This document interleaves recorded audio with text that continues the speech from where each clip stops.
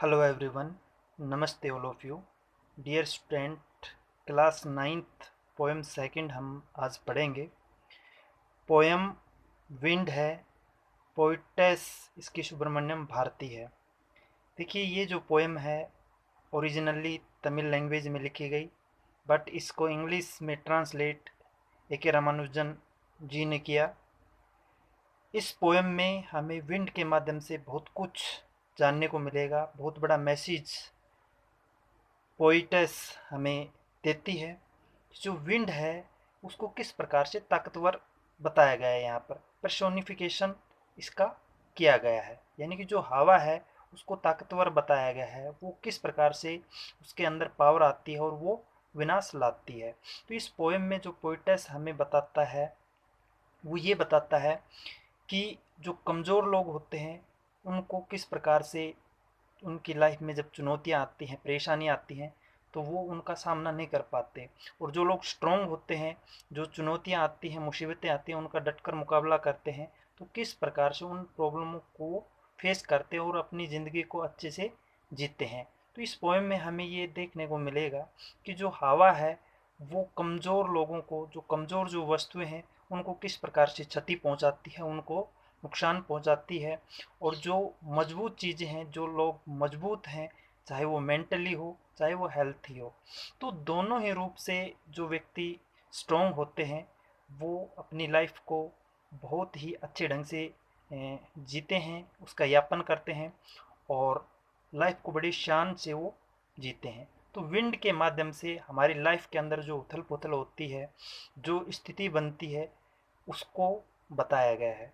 जो पोइटेस हमें यहाँ पर जो बताना चाहती है कि जो कमज़ोर वस्तुएं होती हैं वो किस प्रकार से हवा के माध्यम से गिर जाती हैं, ठीक उसी प्रकार से जो कमज़ोर व्यक्ति होते हैं जब उनके लाइफ में दिक्कतें आती हैं, मुसीबतें आती हैं, तो उनका सामना नहीं कर पाते और वो टूट जाते हैं।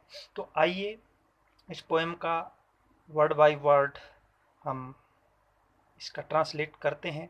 अभी इसकी जो समरी है उस पर हमने फोकस डाला, तो इससे क्लियर हो जाएगा जब डिटेल से पढ़ेंगे इसमें क्या क्या लिटरेरी डिवाइस हैं और किस प्रकार से ये जो पोएम है ये हमें मैसेज देती है। तो देखिए, विंड कम सॉफ्टली, सॉफ्टली होता है slowly.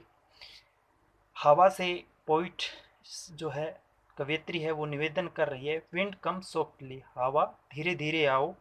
Don't break the stars of the windows, don't break, मत नुकसान करो, मत तोड़ो स्टार्स दरवाज़ों को, विंडोज़ खिड़कियों को। हवा से पोइटेस जो है, जो कवियत्री है, वो निवेदन कर रही है कि आप नुकसान मत करो, दरवाज़ों को मत तोड़ो, खिड़कियों को मत तोड़ो। Don't scatter the papers, scatter होता है बिखेरना, यानी कि जो नाजुक जो वस्तुएं हैं, जो कोमल हैं, जो कमज़ोर हैं, उनको क्षति मत पहुंचाओ। डोंट स्कैटर दी पेपर्स, जो पेज हैं उनको इधर उधर मत बिखेरो, उनको चितराओ मत।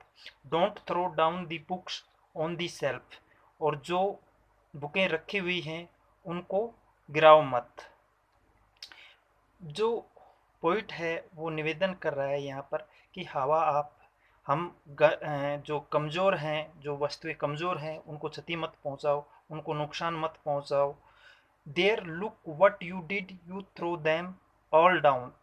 देयर लुक, और देखो, what you did, you throw them all down, देखो तुम को जो कहा गया था कि तुम नुकसान मत करो, तुम क्षति मत पहुंचाओ, और तुमने उसके विपरीत कार्य किया और तुमने सभी वस्तुओं को नुकसान पहुंचा दिया है, उनको गिरा दिया है। You tore the page of the books, तुमने जो बुक्स हैं उनके पेज को फाड़ दिया है, उनको क्षति पहुंचा दी है। यू ब्रोट रेन अगेन, और तुम इतनी तीव्र गति से आई हो कि तुम्हारे साथ बादल आए हैं और बरसात आ गई है। यानी कि हवा के बारे में पोइट बता रहा है किस प्रकार से जब हवा उग्र रूप लेती है, तीव्र गति से आती है, तूफान की तरह आती है, तो वो कमज़ोर जो वस्तुएं होती हैं, कमज़ोर जो चीज़ें होती हैं, उनको काफ़ी बड़ी मात्रा में क्षति पहुंचती है, नुकसान होता है। यू आर वेरी क्लेवर, तुम बड़ी चालाकी से, पता भी नहीं चला किस प्रकार से तुम आ गई। At poking fun at weaklings, जो कमज़ोर जो वस्तुएं हैं, कमज़ोर जो लोग हैं, उनका तुम मजाक मत उड़ाओ, बड़ी चालाकी से तुमने ऐसा कर दिया है, और जो गरीब लोग हैं उनको काफ़ी नुकसान हुआ है।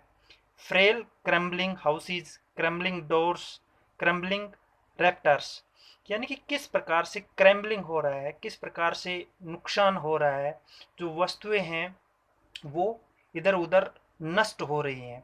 क्रैम्बलिंग होता है नष्ट होना, टूटना। डिकेइंग, ब्रेकिंग अप, क्रैम्बलिंग होता है। जो हाउसेज हैं वो किस प्रकार से गिर रहे हैं, यानी कि इस प्रकार की जो सिचुएशन होती है वो कमज़ोर, जो नाजुक होती हैं, जो मजबूत नहीं होती हैं, जो स्ट्रोंग नहीं होती है, उनके साथ ऐसा होता है। जो दरवाजे हैं वो गिर रहे हैं, टूट रहे हैं। रैप्टर्स हैं वो गिर रहे हैं, टूट रहे हैं। जो लकड़ियों की बनी हुई कड़ियाँ होती हैं वो गिर रही हैं, क्योंकि इस प्रकार की सिचुएशन जो इकोनॉमिकली जो पुअर लोग होते हैं, जो झुग्गी झोपड़ियों में रहते हैं, उनके साथ ऐसा होता है। जब तूफान आता है, जब तीव्र गति से हवा आती है, तो उनकी जो संपत्ति होती है, जो आवास होता है, जो घर के दरवाजे होते हैं वो लकड़ियों के होते हैं, और उन सभी को काफ़ी बड़ी मात्रा में क्षति होती है। क्रैम्बलिंग वुड, क्रैम्बलिंग बॉडीज। देखिए यहाँ पर टू टाइप्स देखने को मिल रही है। एक तो ह्यूमन बींग्स, वस्तुएं हैं, और एक ह्यूमन बींग्स की यहाँ पर बात की गई, क्रम्बलिंग बॉडीज, यानी कि जो कमज़ोर लोग हैं, जिनका शरीर कमज़ोर है, जो मेंटली और फिजिकली स्ट्रोंग नहीं है। क्रैम्बलिंग लीव्स, उनका जो हार्ट है उसको क्षति पहुंच रही है। जब तीव्र गति से हवाएं आती हैं, उनकी संपत्ति को नुकसान होता है, उनके घर, दरवाजे, उनके जो साजो, उनके पास जो सामान है जीवन यापन के, जब वो नष्ट हो जाते हैं तो वो उनको काफ़ी नुकसान होता है, उनको काफ़ी क्षति होती है। वो आर्थिक रूप से भी टूट जाते हैं और वो मानसिक रूप से भी टूट जाते हैं। लेकिन जो बोल्ड व्यक्ति होते हैं वो इन सब प्रॉब्लम को ब्रेवली फेस करते हैं। तो डियर स्टूडेंट, यहाँ पर आप समझ पा रहे हैं कि किस प्रकार से जो कोमल वस्तुएं हैं, ऊपर आपने पढ़ा, उनको काफ़ी नुकसान हुआ। जो कोमल हार्टेड जो पर्सन हैं, यानी कि जो जिनका क्रैम्बलिंग बॉडीज, जो कमज़ोर हैं मानसिक रूप से, शारीरिक रूप से, जिनका हृदय टूटा हुआ है, जिनकी लाइफ में प्रॉब्लम्स आती हैं, उनको फेस करने की एबिलिटी अपने अंदर नहीं पाते हैं, तो उनको भी काफ़ी नुकसान होता है। क्रैम्बलिंग हार्ट्स, उनका जो हृदय है वो टूट चुका है। जब वो अपने सामने इस प्रकार की विपत्ति को देखते, इस प्रकार के नुकसान को देखते हैं, तो वो आंतरिक रूप से टूट जाते हैं। द विंड गोड विनोज एंड क्रस।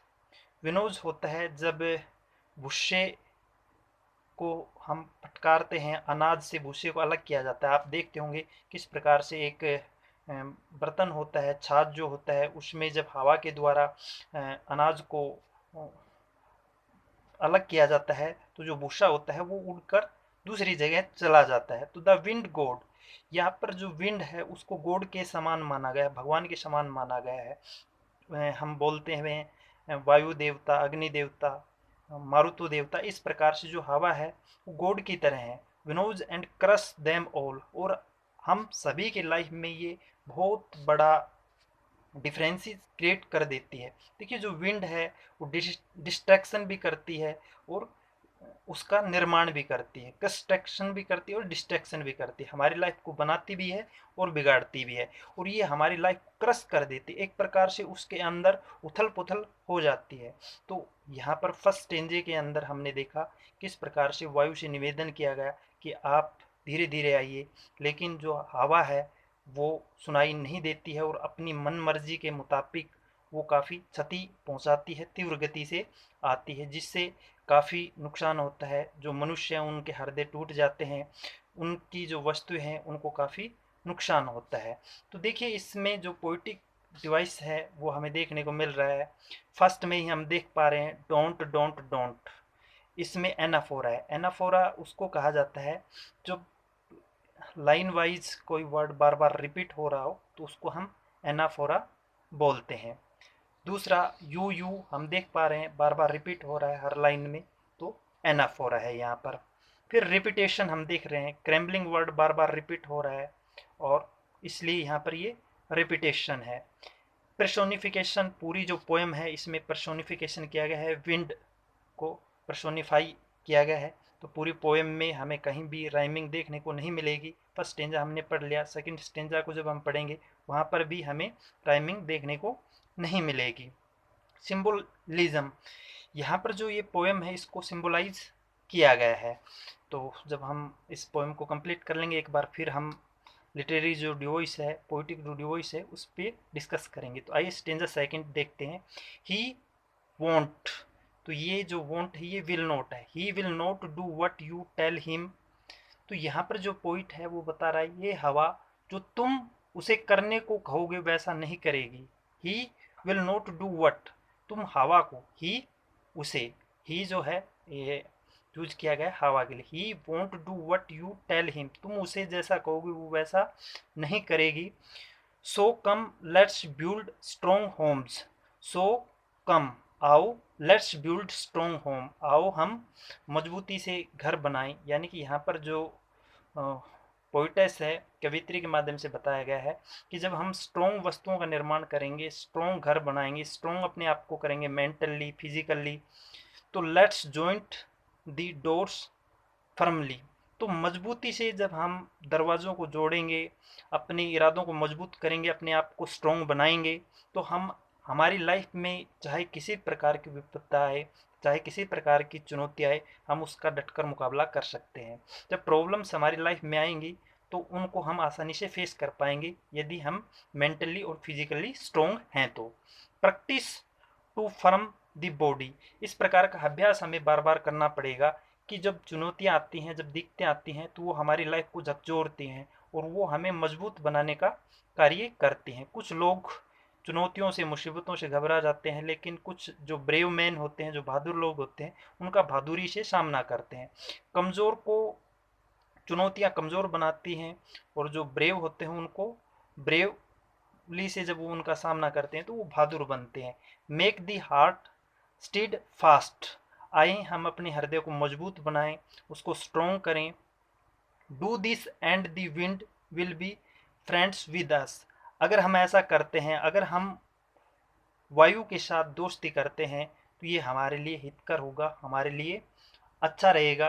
और ऐसा कब होगा? जब हम अपने आप को अटल करेंगे, जब हम अपने आप को मजबूत करेंगे कि हम हवा से दोस्ती करें। The wind blows out weak fires, the wind blows, जब हवा बहती है, आउट वीक फायर, जब कमज़ोर लो होती है उसको नष्ट कर देती है, उसको बुझा देती है। कमज़ोर जो वस्तुएं होती हैं, कमज़ोर जो आग होती है, कमज़ोर जो विचार होते हैं वो टूट जाते हैं। जब लाइफ में बड़ी बड़ी विपत्तियाँ आती हैं, प्रॉब्लम्स आती हैं, तो हम उनको फेस नहीं कर पाते और हम टूट जाते और उनका सामना नहीं कर पाते। कोई व्यक्ति हमें बोलता है कि आप ऐसा नहीं कर पाओगे और हम मान लेते हैं हम नहीं कर पाएंगे, तो हम अपनी लाइफ में आगे नहीं बढ़ पाते और हम वहीं पर रुक जाते हैं। अगर कोई व्यक्ति हमें बोलता है आप नहीं कर पाओगे और हम उसको चैलेंज मानते हैं और उसमें हम कामयाब होते हैं, चाहे वो किसी प्रकार की सिचुएशन हो, तो फिर वो हमारी लाइफ में आगे बढ़ने के लिए रास्ते खोल देती है और हम आगे बढ़ते जाते हैं। He makes strong fires roar and flourish, he makes strong fires, यदि जो हवा है वो स्ट्रॉन्ग रूप में कब कार्य करती है आपने देखा होगा, अगर हमारे इरादे मजबूत हैं। कई बार आपने देखा होगा जंगलों में किस प्रकार से तीव्र आग है वो लगी हुई होती है, प्रचंड रूप वो ले लेती है। तो हमारे इरादे मजबूत होंगे, चाहे किसी भी प्रकार की दिक्कत हो, कितनी भी गहरी वो मुसीबत हो, कितनी बड़ी दिक्कत हो, उसका हम आसानी से सामना कर पाएंगे। हिज फ्रेंडशिप इज गुड, अगर ऐसा हम कर पाते हैं तो हवा को यहाँ पर जब पोइट बता रहा है उसको माध्यम से जो हमें मैसेज दे रहा है, उसके साथ जो दोस्ती है वो हमारे लिए अच्छी रहेगी। We praise him every day, हम प्रत्येक दिन रोज़ाना प्रेज करते हैं उसकी कि आओ हम मित्रता करें। हम प्रतिदिन उसकी प्रशंसा करते हैं, किसकी? वायु की। अगर हम वायु की प्रशंसा करेंगे, वायु देवताओं को मनाएंगे, तो हम अपनी लाइफ को खुशनुमा बना पाएंगे। तो डियर स्टूडेंट, इस पोएम में हमने समझा कि वायु के माध्यम से जो मैसेज हमें देना चाहता है कि हमें अपने आप को स्ट्रॉन्ग बनाना पड़ेगा। कमज़ोर इरादे से हम कभी भी आगे नहीं बढ़ सकते, कमज़ोर इरादों से जंग नहीं जीती जाती। हमें अपनी लाइफ में अपने आप को स्ट्रॉन्ग बनाना पड़ेगा। मजबूत इरादों से हम अपनी लाइफ में आने वाली जो चुनौतियां हैं उसका सामना कर पाएंगे। तो आइए एक बार फिर लिटरेरी डिवोइस को डिस्कस कर लेते हैं। फर्स्ट है इसमें एनाफोरा, जो हमने डिस्कस किया, बार बार रिपीटेड वर्ड पर लाइन में, जिस टू या टू से ज़्यादा लाइन में देखने को मिलता है वहाँ एनाफोरा होता है। तो यहाँ पर देख रहे हैं डोंट डोंट। नेक्स्ट है you you you, bar bar repeat हो रहा है हर लाइन में, तो एनाफोरा है। पर्सोनिफिकेशन, पूरी जो पोएम है उसमें हमें पर्सोनिफिकेशन देखने को मिला। जो विंड है वो किस प्रकार से काम कर रही है पावर के रूप में भी और किस प्रकार से ये जो कमज़ोर हैं, जो स्ट्रोंग हैं, उनके माध्यम से इसको दर्शाया गया है।